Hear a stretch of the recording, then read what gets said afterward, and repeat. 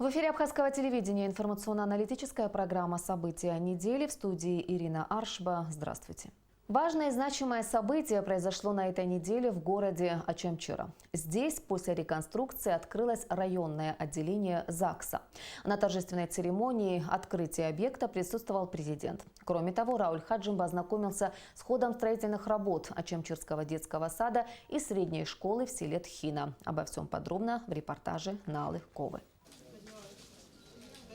Помещению Очамчырского ЗАГСа давно требовался капитальный ремонт. Он был начат в 2018 году. На эти цели из республиканского бюджета выделили более 5 миллионов рублей. Все послевоенное время работники ЗАГСа были вынуждены ютиться в одном из кабинетов администрации города. Расписывать молодоженов там не представлялось возможным. Именно поэтому сотрудникам ЗАГСа часто приходилось устраивать выездные торжества или же регистрировать молодоженов в Доме культуры. Орган ЗАГС размещался в кабинетах администрации Очамчырского района. Сегодня это просторное помещение, которое позволяет обеспечить отдельными кабинетами наших работников органа ЗАГС. Есть помещение для хранения архива. И что является очень важным для каждого органа ЗАГС, то здесь есть торжественное помещение, которое позволяет проводить церемонию бракосочетания в торжественной обстановке. Каждый год в Очамчырском районе сочетаются браком около 100 молодых людей. Теперь у молодоженов есть прекрасная возможность проводить торжества в новом красивом здании ЗАГСа. Еще одна хорошая новость для жителей Очамчырского района. 10 новых автобусов пополнили местный автопарк. Автотранспортные средства были приобретены в рамках инвестиционной программы социально-экономического развития Абхазии. Один автобус будет курсировать по городу, 4 совершать междугородние рейсы. По одному автобусу получили села Кындых, Чгярда и Члоу. У нас в районе 29 школ, из 29 школ у нас 16 автобусов. Нехватка автобусов была. И у нас в городе еще 3 школы, у них нет автобусов. Есть у нас еще спортшкола, дети занимаются футболом, разным видом спорта. Каждый день мы нуждаемся в этих автобусах. Мы упрашиваем, то какое-то село просим, чтобы автобус нам выделили сегодня, или гараж просим. И сегодня мы хотим сказать правительству Абхазии спасибо большое. Мы года 2 тому назад с помощью администрации района мы приобрели автобус, но один автобус у нас физически не успевал. И мы просили руководство района, и нам сегодня выделили новый автобус. Мы благодарны всем. В ходе поездки Рауль Хаджимба проинспектировал строительство детского сада в Очамчыре. Дошкольное учреждение рассчитано на 100 мест. Его строительство осуществляется в рамках инвестиционной программы содействия социально-экономическому развитию Абхазии. Проектно-сметная стоимость объекта 126 миллионов рублей. На данный момент выполнена большая часть работ. Основные работы уже сделаны. Сейчас мы занимаемся отделкой. Как вы видели, мы уже устанавливаем внутренние двери, межкомнатные двери. На днях приедет весь санфаянс, то есть вся сантехника, она будет тоже устанавливаться. Нам осталось сделать полы и покрасить стены. И по благоустройству есть некоторые моменты, которые нужно еще доводить. Затем Рауль Хаджимба осмотрел школу в селе Тхина, строительство которой было начато 2 года назад и близится к завершению. Уже в этом новом учебном году 75 детей перешагнут порог современной школы, в которой, помимо оборудованных всем необходимым для учебного процесса классов, будет столовая, спортзал и лаборатория. По графику все укладываемся. Осталось буквально положить полы, которые у нас там форс-мажорная ситуация произошла в Иркутском районе, наводнение. По поводу этого фуры никак сюда не доехали, но буквально 2-3 дня фуры с лесом уже будут здесь. Постелим полы и, в принципе, останутся мелкие виды работ. И к сентябрю, я думаю, 100%, что дети уже будут учиться в этой школе. Наша школа рассчитана на 120 человек, в среднем в классе планируется разместить 15-20 человек, но если постараться, при большом желании можно и до 30 человек. В завершении поездки президент подвел ее итоги. Я думаю, что в сравнении с прошлым периодом времени, когда мы смотрели, сделано очень много. Идет работа к завершению. К 1 сентября эти объекты должны быть сданы, чтобы дети пришли в новые школы. Что касается ЗАГСа, я думаю, это событие достаточно важное для района. Сегодня есть новое красивое здание. Судя по тому, как говорят работники нашего Минюста, это одно из лучших зданий и лучших помещений органов ЗАГСа. Теперь остается только надежда на то, что люди будут приходить в этот ЗАГС школы и ЗАГСы, это как раз то, что свидетельствует о том, что государство старается решать эти задачи. Появление в Очимчирском районе новых социальных объектов имеет большое значение для жителей. И, как было отмечено по итогам поездки, все работы должны быть выполнены качественно и в запланированные сроки. Наала Кови, Алексей Гухава, Абхазское телевидение. На состоявшемся 5 июля заседании сессии Народного собрания парламента Абхазии депутаты рассмотрели всего один вопрос – о внесении поправок в Конституционный закон Республики Абхазия о судебной власти от 15 июня 2015 года. Представляя проект закона, председатель Комитета по государственно-правовой политике Валерий Агарба напомнил, что парламент принимает пакет законодательных актов, призванных реформировать судебную власть, и одним из базовых принципов реформ является принцип гласности. В связи с этим в деятельность судов важно внедрить единую автоматизированную судебно-информационную систему, которая обеспечит информационную и технологическую поддержку судопроизводства, информационную интеграцию судебной деятельности в Абхазии и предоставит необходимую свободную информацию о судебном делопроизводстве гражданам и организациям. В целях обеспечения судебных органов необходимыми программными продуктами и специализированной техникой было принято соответствующее решение о подготовке материально-технической базы. Как пояснил Агарба, законопроект предусматривает отложить внедрение АСИС до 1 ноября текущего года. Проект закона принят во втором окончательном чтении. Было принято решение о вступлении данного положения чуть позже, потому что так как пакет был принят 15 июня 2015 года, данные нормы были отсрочены до 1 января 2017 года, для того, чтобы была подготовлена материально-техническая база судебной власти. К этому периоду, к сожалению, не получилось внедрить данную систему, поэтому парламент принимает решение и переносит эту дату до 1 января 2018 года. К сожалению, к этому сроку не было возможности осуществить, реализовать этот проект, поэтому парламент перенес на 1 января 2019 года. Я озвучиваю эти сроки, чтобы вдруг не было никакой дезинформации, чтобы не связывали это с решением по парламенту. Парламент всячески старается идти на уступки и заинтересован именно в внедрении этой системы в деле суда для прозрачности, открытости и непредвзятого рассмотрения всех судебных дел. 26 июня в Центральной избирательной комиссии Абхазии началась регистрация инициативных групп и партий по выдвижению кандидатов в президенты Республики Абхазия. На данный момент уже зарегистрированы 9 инициативных групп и 3 политические партии по выдвижению кандидатами в президенты: Шамиля Адзанба, Астамура Отерба, Артура Анкваб, Олега Аршба, Астамура Какалия, Алмаса Джапуа, Астамура Тарба, Рауля Хаджимба, Аслана Бжания и председателя политической партии Акзара Леонида Дябшиба кандидатами в президенты Абхазии. Таким образом, на высший государственный пост в стране претендуют 10 человек. Учитывая, что до окончания сроков регистрации еще есть время, скорее всего, этот список пополнится. Еще не озвучила своего кандидата главная оппозиционная партия Амцахара и РПП «Единая Абхазия». Кроме того, из зарегистрированных в Абхазии 10 политических партий пока что только 3 заявили о своем участии в выборах президента. Доктор исторических наук, эксперт и частый гость нашей программы Аслан Авицба высказал свое мнение по поводу такого количества кандидатов и рассказал, как, на его взгляд, пройдут 5-е выборы президента Абхазии. С одной стороны, хорошо, что у нас есть много людей, которые считают себя способными править страной. Но с другой стороны, я, поскольку близок к науке, в науке существует такое мнение: если профессионалы слабые в какой-то области, возникают всякого рода дилетанты, которые начинают высказывать свое мнение по тем или иным научным вопросам. Вот нечто такое происходит у нас с желанием наших граждан руководить страной. По-моему, многие из нас уже оторваны от реальности, что-то происходит с нами.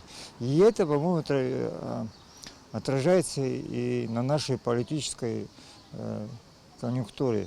Все перестали размышлять над тем, что руководить страной и народом – это в первую очередь ответственность, когда у нас количество кандидатов в президенты превышает в несколько раз, чем кандидатов в президенты России, и если соизмерить население, которое живет здесь, и население, которое живет в России или в какой-то большой стране, я хочу сказать о том, что человек, прежде чем становиться президентом, должен быть известен в какой-то области. И желательно, чтобы это было близко к государственной сфере, к руководящей должности.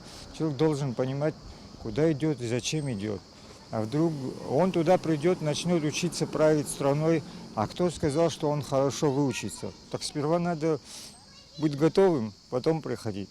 Я не исключаю, что еще человек 5-6 появится. Скорее всего, второй тур неизбежен, но мне кажется, люди могут не прийти.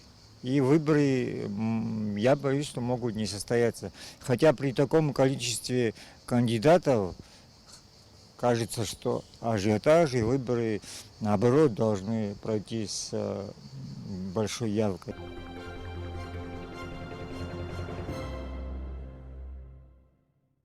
Под председательством вице-премьера Даура Аршба прошло первое заседание комиссии по подготовке проекта целевой программы по развитию государственного абхазского языка на 2020-2022 годы. Члены комиссии обсудили меры, которые, по их мнению, необходимо предпринять для развития абхазского языка. В первую очередь должна быть разработана общая концепция по внедрению абхазского языка во все сферы деятельности государства. Перевести на абхазский язык делопроизводства, поработать над орфографическими словарями и подготовить для этого материально-техническую базу. Как было отмечено на заседании, расходы на реализацию данной программы будут предусмотрены в государственном бюджете уже в этом году. Вопрос сохранения абхазского языка обсудили и участники конференции, организованной благотворительным фондом развития абхазского языка имени Баграта Шинкуба. Конференция прошла в Сухуми 4 и 5 июля. В ее работе принял участие специальный гость, ученый из Уэльса, директор программы по двуязычию и многоязычию Валлийского университета доктор Хайуэлл Глин Льюис. В течение 2 дней профессор рассказывал абхазским ученым и языковедам о том, как у него на родине удалось решить проблему сохранения и развития уэльского языка. По мнению руководителей фонда имени Шинкуба, этот опыт может использовать и Абхазия. Тему продолжит Гугут Савардания. Как сохранить родной язык? Как сделать так, чтобы ребенок с детства говорил на нем? Эта проблема достаточно актуальна для нашей страны. Без языка теряются быт, культура, традиции, потихоньку исчезает и сам народ. На протяжении многих лет в Абхазии разрабатывают программы, обсуждают различные пути выхода из сложившейся ситуации. Одной из организаций, которая пытается содействовать решению этой проблемы, является благотворительный фонд развития абхазского языка имени Баграта Шинкуба. Фонд был создан в 2018 году, и первым его проектом стала разработка новой методики изучения абхазского языка для детей в возрасте 3 и 4 лет под названием «Концепция абхазского детского сада». Ребенок, который в 3 годика приходит в детский сад и до школы, у ребенка будет возможность выучить абхазский язык. Это новая такая концепция, в котором используются новые современные методики, система погружения, так называемая инклюзивная система и игровая. То есть через игру, через различные формы развития ребенка он учит абхазский язык. После создания концепции детского сада она будет введена пилотно в нескольких дошкольных учреждениях Абхазии. Если данный метод будет эффективен, то программа будет введена во всех детских садах страны. Рабочую группу по созданию новой методики возглавил лингвист, профессор Вячеслав Чирикба. Стремительно теряет позиции абхазский язык, хотя это государственный язык Республики Абхазия. Это парадоксально, но это так. Было проведено исследование в прошлом году, которое показало, что не более 30% детей в детских садах и школах Абхазии в младших классах знают абхазский язык. Городских школ. Только в деревне ситуация прекрасна, но вы знаете, что очень большой приток людей из деревни в города, и поэтому ситуация меняется.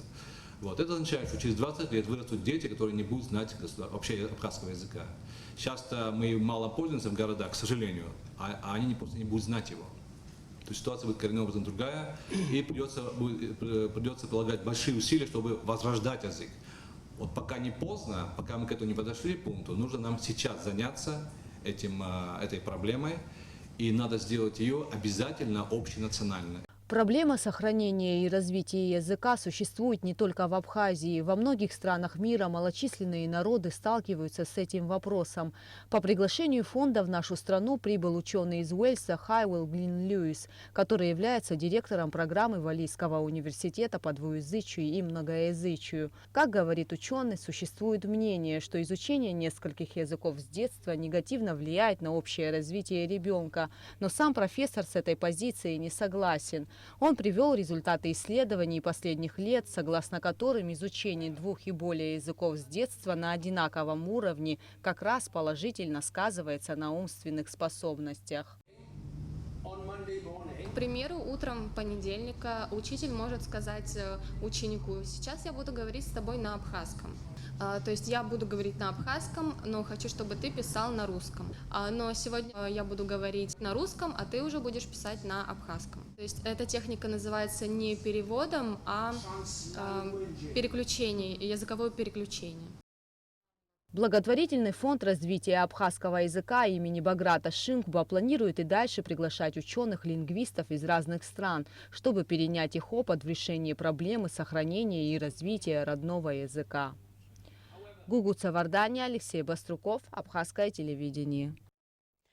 Мы воспользовались уникальной возможностью и побеседовали с профессором Хайуэлл Глин Льюисом. Профессор Льюис, добро пожаловать в Абхазию. Вы первый раз в нашей стране, и насколько до приезда сюда вы знали вообще о существовании Абхазии и о проблемах абхазского языка? I'm aware of the problem with languages, minority languages across the world. And we tend to call them minority languages incidentally. Я знаком с проблемами всех языков мира, и в частности с ирландским и уэльским, поскольку я работал над этими проблемами. О языке абхазском я знал, но немного и не так детально, как узнал по приезду. Прослушав вашу лекцию, я поняла, что самое главное в решении вопроса по сохранению и развитию языка — это вот та методика, которую вы предлагаете, проводить параллельное обучение на 2 языках, причем начинать его с самого маленького возраста детей, с детского сада. Какой опыт у Уэльса в этом смысле? Какие успехи достигнуты? In Wales, Welsh medium education has been developing over many decades. Проблема валлийского языка развивалась многие десятилетия, и на сегодняшний день мы добились того, что очень огромное количество детей обучаются в школах на валлийском языке. И главная идея в том, чтобы обучаться на валлийском языке, не просто изучать язык как предмет, а изучать другие предметы с помощью языка. Какой должен быть первый шаг в этом направлении? В первую очередь нужно основываться на международном опыте. И, к примеру, когда вы приходите в магазин, вы покупаете здоровую еду, поскольку вы знаете, что она здоровая. То же самое с образованием. Нужна политическая воля и поддержка правительства для того, чтобы распространять мнение о том, какие школы нужны, какие школы качественнее. Имеет ли здесь значение сложность языка? Вот как языковеда, как человека, который занимается этой проблемой, хотелось бы узнать ваше мнение. Многие говорят, что абхазский язык тяжело изучать, потому что он сложный. Но в мире довольно-таки много сложных языков, однако они как бы не входят в число исчезающих языков и получают распространение в своих странах. Нельзя назвать язык сложным, если ребенок начинает учить его с раннего детства. Здесь очень важно, чтобы ребенок обучался языку с раннего детства.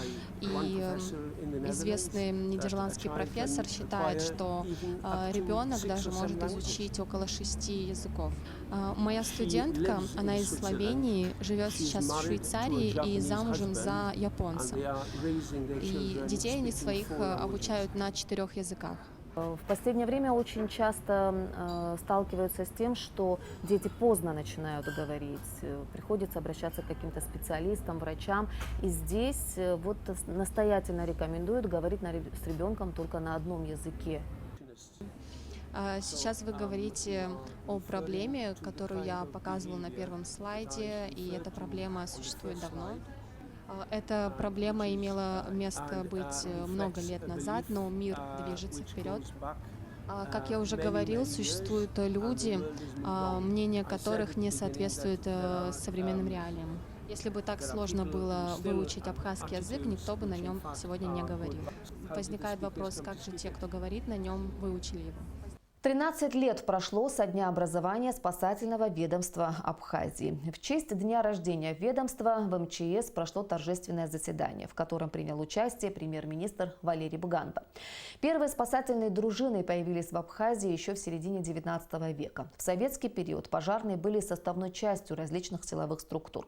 Современная история ведомства начинается с 4 июля 2006 года, когда указом второго президента Абхазии Сергея Багапш было образовано Управление по чрезвычайным ситуациям при Кабинете министров республики. И только в 2014 году управление было преобразовано в министерство. Указом президента Республики Абхазия Анзору Гоову присвоено внеочередное звание полковника медицинской службы, а заместителям министра по чрезвычайным ситуациям Нугзару Эмрухба и Тиграну Дилибалтяну очередные звания генерал-майоров. Кроме того, в честь праздника отличившимся в службе спасателям были вручены грамоты и медали. Это были сложные годы становления и развития спасательного ведомства страны.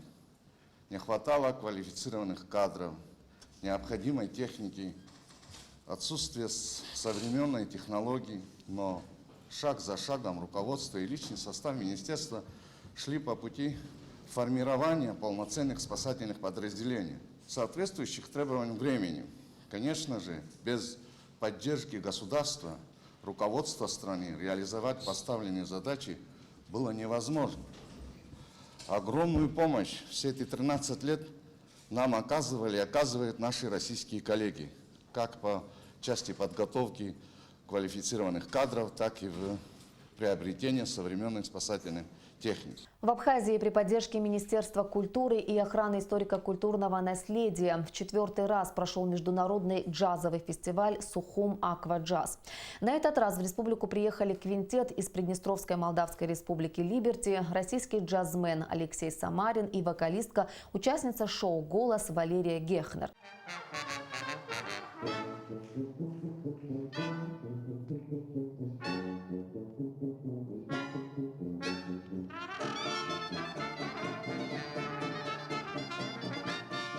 Кларнет, тромбон, банджо, туба – оригинальные музыкальные композиции, исполненные на этих необычных инструментах, можно было услышать в первый день джазового фестиваля «Акваджаз».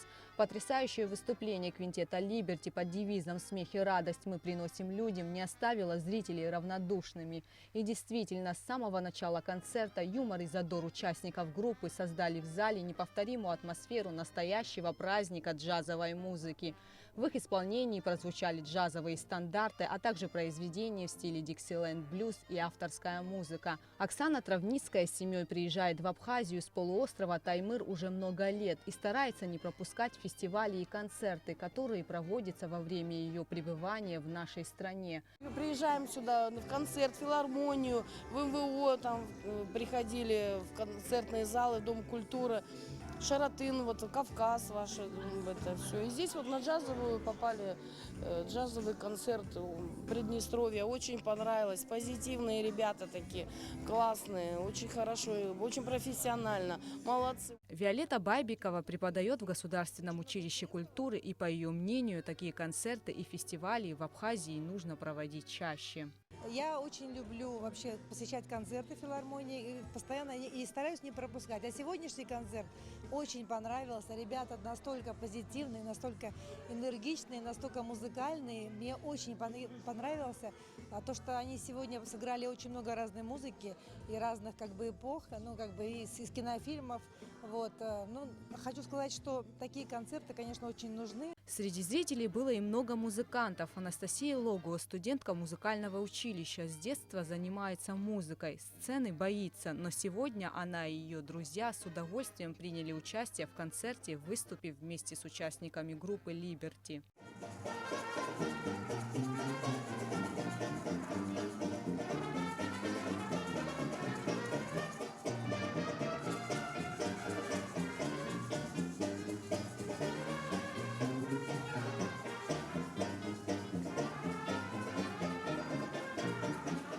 Мне нравится джазовая музыка, но на таком концерте я побывала впервые. Мне очень сильно понравилось, и нам удалось не только послушать джазовую музыку, но также и поучаствовать в концерте. В исполнении группы «Либерти» впервые в Абхазии прозвучали композиции на банджо, струнном щипковом музыкальном инструменте в виде бубна. Банджо родом из Африки. Изначально его делали из тыквы и обтягивали воловьей кожей. Специально для фестиваля Министерство обороны Республики Абхазия предоставило музыкантам свой инструмент – тубу. Артисты коллектива получили громадное удовольствие от выступления на сцене Абхазской государственной филармонии в рамках фестиваля Сухума Акваджа 2019.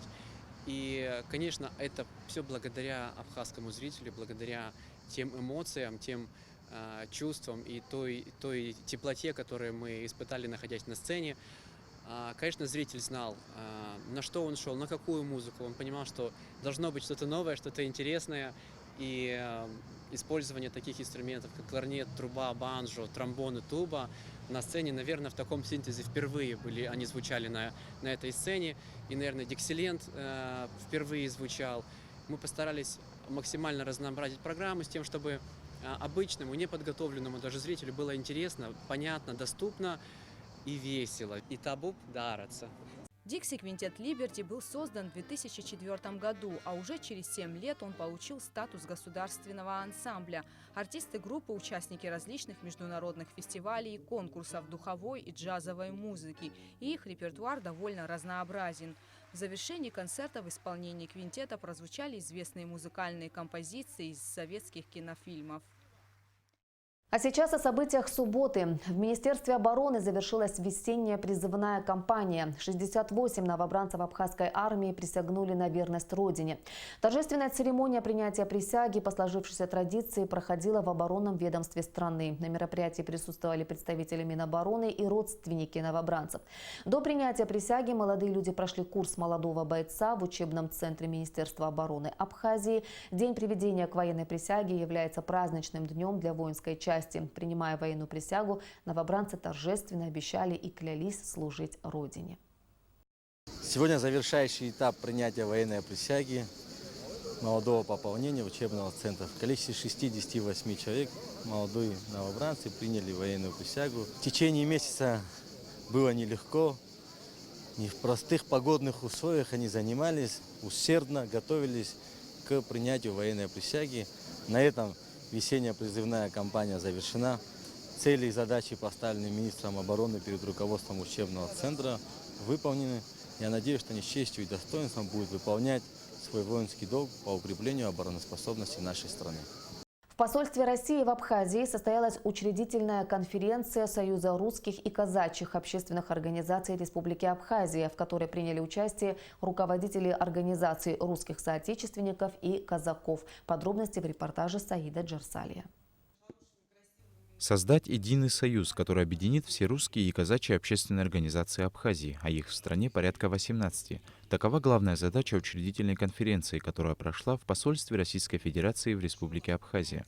В работе конференции также приняли участие вице-спикер Народного собрания Абхазии Саид Харазия, заместитель секретаря Общественной палаты Даниил Убирия, представители общественных организаций из ДНР и Балканского казачьего войска. Как отметили участники конференции, Союз создается с целью консолидации усилий, а также расширения информационного обмена, защиты прав 22-тысячного русского населения, проживающего в республике, законотворчеству, налаживания более эффективного сотрудничества с органами власти Абхазии и России. Главная задача наша, которая, на мой взгляд, стоит, это то, чтобы все соотечественники, русские и все остальные, они были как бы кирпичиком в строительстве нового молодого абхазского государства, чтобы они не были сторонними наблюдателями, а были действительно участниками строительства этого государства. Мы должны построить такой общий мир, взаимопонимание и надежды на хорошее будущее в нашей республике прежде всего. И наш сегодняшний союз нацелен на то, чтобы мы проводили мероприятия, поддерживающие российско-абхазские отношения, дружбу народов. И показали всем, насколько мы сплоченные, мы русские, можем быть сплоченные и делать, созидать какие-то очень важные, очень хорошие дела для Республики Абхазия и для России в том числе. Созданный союз предполагает равноправное содружество организаций соотечественников разного уровня с сохранением их статуса. Участниками встречи также были заявлены основные принципы, на которых будет базироваться их объединение. Хотел бы отметить, что созданный союз открыт к сотрудничеству и взаимодействию со всеми общественными объединениями и организациями российских соотечественников, действующих на территории Абхазии и за рубежом, и с государственными, общественными и экономическими структурами Республики Абхазия, Российской Федерации и нашими братьями из Донбасса, с Луганска и ближнего зарубежья, со всеми. Уверен, что вместе мы сможем внести свой ощутимый вклад в укрепление единства многонационального общества Абхазии, в развитие абхазской государственности, в сохранении межнационального мира, в развитии и укреплении союзнических и стратегического партнерства между Абхазией и Россией. На конференции была принята резолюция, согласно которой ее участники считают необходимым содействовать сплочению общественных организаций российских соотечественников, координировать их усилия по достижению значимых результатов в различных сферах России и Абхазии, тем самым способствуя повышению международного престижа двух стран. Кроме того, Союз русских и казачьих общественных организаций в Республике Абхазия считает необходимым принимать активное участие в выработке солидарных подходов к вызовам, направленным против Абхазии и России. Вы все, каждая организация поодиночке и союз, который мы создаем, в любом случае существовали в Республике Абхазия. Поэтому, наверное, для каждого из нас главной целью является повышение благосостояния всех наших семей, всех людей Республики Абхазия. Я считаю, что это очень важно. И если мы будем двигаться в том числе, помимо того, что было сказано в резолюции, и к этой цели, то я думаю, мы получим и поддержку со стороны руководства Республики Абхазия. Понятно, что без поддержки руководства Республики Абхазия нам будет очень сложно, да и, наверное, нецелесообразно двигаться дальше. В завершении встречи состоялась торжественная церемония подписания учредительного договора Союза русских и казачьих общественных организаций в Республике Абхазия. Саид Жарсалия, Тамас Чиковани, Абхазское телевидение. 8 июля, в День семьи, любви и верности, в Доме детского творчества «Айнар» пройдет выставка-продажа картин под названием «Мир глазами особого ребенка», на которой будут представлены работы подопечных культурно-благотворительного фонда «Ашана» и Сухумского реабилитационного центра для детей с ограниченными возможностями. Все вырученные от продажи картин средства будут направлены на лечение тяжелобольных подопечных КБФ «Ашана». Такими были события уходящей недели. Какими они будут, мы обязательно расскажем в следующей программе. Всего доброго!